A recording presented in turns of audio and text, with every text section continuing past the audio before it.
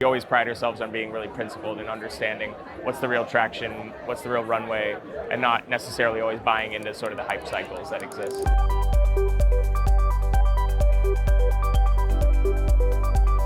We're here at the annual Uncharted Summit in Southampton, New York on a beautiful day where founders and funders are coming together to talk about the landscape and what's ahead.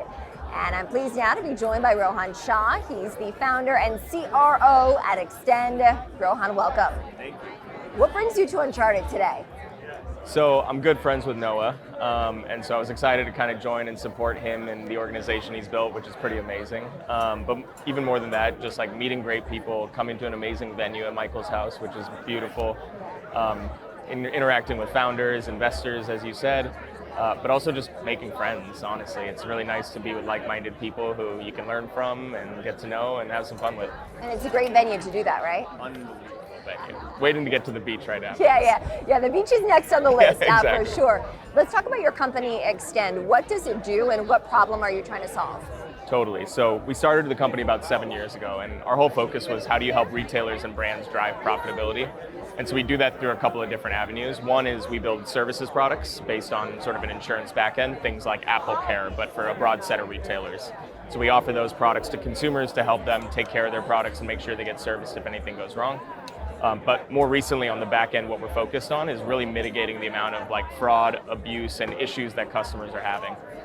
So if you look at last year in the United States, there was about $110 billion worth of returns fraud. That could be anything like my sister buying 5 different products and returning all of them after she uses them, or people who are actually more organized crime, who are looking to defraud some of these brands. And so we really focus on identifying those customers and making sure that they get a bad experience and don't take advantage of the brand, while good customers get an amazing experience. Interesting. And where do you want to take this company? You know, I always dreamed as a little kid of building a public business, so I would always say that's always the dream and the goal.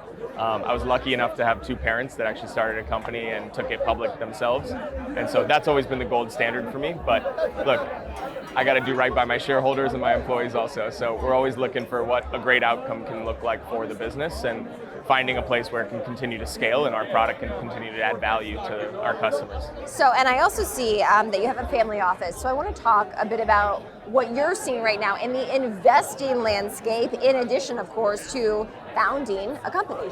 Totally. I guess I have to say AI now, right? So obviously we as a family office are pretty opportunistic. We've always invested in businesses we've built ourselves, but really look for great founders in most cases and are pretty agnostic in terms of the type of business it is.